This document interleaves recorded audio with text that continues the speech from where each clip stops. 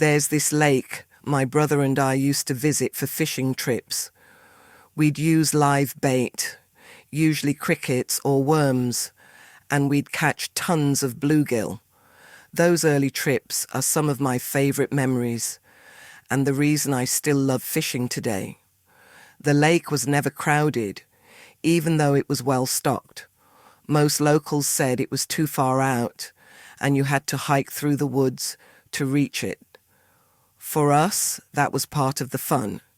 It felt like our own quiet escape, peaceful, hidden from the rest of the world. Everyone knows lake fishing is best during low light, either early morning or late evening. While most people preferred dawn, my brother and I liked going later in the day and staying after sunset. It was our version of a weekend hangout. That Friday night was no different. Everything went according to plan. We arrived as the sun began to fade, and by the time we cast our lines, the sky had turned a soft blue-grey. We sat together on a small cluster of rocks, a perfect spot for our gear, and to just relax. We'd done this dozens of times, but then something strange caught my eye. On the far side of the lake, there was movement in the water. The ripples were wide and steady, large enough that I was surprised I hadn't seen them sooner. I pointed it out to JJ, and we both leaned forward, trying to see what it was. Keep in mind, the lake was pretty big, and visibility was fading fast. Even so, we could clearly see the ripples spreading out. And then something unexpected happened. A dark shape began to rise from the water where the ripples had started. At first, I thought it might be a large fish, but that idea disappeared quickly. It wasn't a fish. It was too tall, too upright. There was only one explanation. It looked like a person. JJ and I realized it at the same moment. I heard him whisper under his breath, just as startled as I was. Think about that for a second. A person standing in the middle of a quiet, almost hidden lake appearing right after sunset. It meant they had been underwater or just out of sight for a while. The idea made my stomach tighten.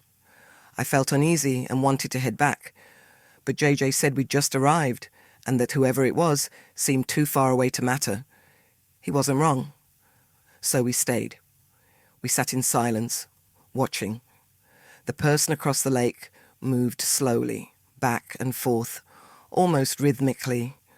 It wasn't random, more like a calm motion, as if they were at peace with the water around them. Our fishing poles sat beside us, forgotten. We couldn't look away. Maybe they're swimming, JJ said eventually, trying to sound casual. But that didn't seem likely. I touched the lake water. It was freezing, way too cold for a casual swim. I told JJ to just relax, maybe focus back on fishing, but when I looked at him, I froze for a different reason. His expression was blank, eyes locked on the distant figure. He didn't even seem to hear me.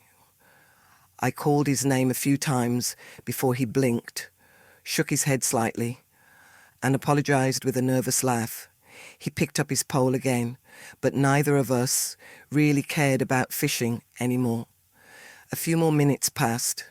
The figure kept moving gently in place, still swaying. Then JJ tapped my shoulder. Look. I turned just in time to see the figure slip back beneath the surface, smoothly, silently, and the ripples faded away. I kept staring at the water, waiting for whoever it was to come back up. 1 minute passed, then another. Still nothing. That's when I noticed JJ had his phone out, stopwatch running. When it hit 2 minutes, I felt a knot form in my stomach. By 3 minutes, there was still no sign of movement. JJ laughed nervously, saying maybe it was someone practicing for a diving competition, but the laugh faded quickly.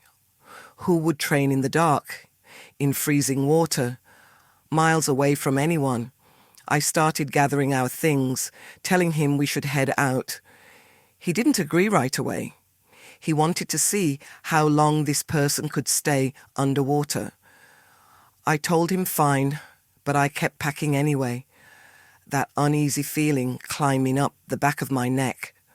Just before the stopwatch hit 3 minutes, I saw something. Ripples. This time they weren't far away. They were closer, much closer, maybe only a fifth of the way across the lake. That realization made my breath catch. Not only had this person been underwater for nearly 3 minutes, they'd somehow moved toward us without a sound. I told JJ firmly it was time to go. This time he didn't argue. We both stood up, ready to leave. But curiosity, as always, held us in place. We watched. The figure began to rise from the water again, slow and smooth. And this time we saw her clearly.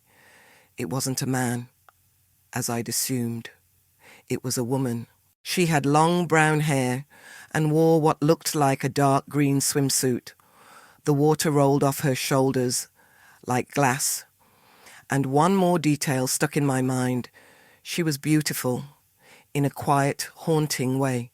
She didn't look much older than we were, maybe a year or two, if that. The moment I saw her, the tension in my chest eased. I started to think maybe my brother and I had misjudged the whole situation. We stayed silent, not knowing what to say. She was the one who finally broke the stillness. She smiled, warm and playful, and said hello, like we were all just friends meeting by chance at the edge of the lake. Her voice carried softly across the water. She seemed perfectly at ease, moving with effortless grace, as if she belonged there more than anywhere else. I was completely taken aback. Before I could say anything, JJ asked the question that was hanging between us. "What are you doing out here?" She tilted her head slightly, still smiling, and said simply, "Swimming?" JJ let out a small laugh. "Yeah, I can see that." "Are you training for something?" Her eyes glimmered, and she replied, "Something like that." Then she drifted a little closer, water rippling around her.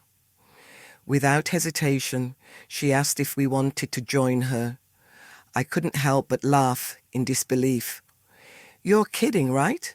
It's freezing out there." She laughed too, a light musical sound that seemed to echo around the lake and called us dramatic. She said we'd get used to the temperature after a minute or two. JJ shook his head. "No thanks." That's when her smile faded slightly. She went quiet, thoughtful, almost distant, like she was trying to read something written in the air between us. I don't know if it was that sudden shift in her expression or just the stillness of the moment, but every instinct in me said it was time to go. I wanted to ask her so many things: who she was, whether she lived nearby, why she was out there. But I didn't. I just rested a hand on JJ's shoulder and said, "We should head back." I didn't know what reaction to expect. Maybe a goodbye, maybe silence. Instead, she shouted, a sudden sharp "no" that cut through the night and echoed off the trees. The sound startled both of us. It wasn't angry exactly. It was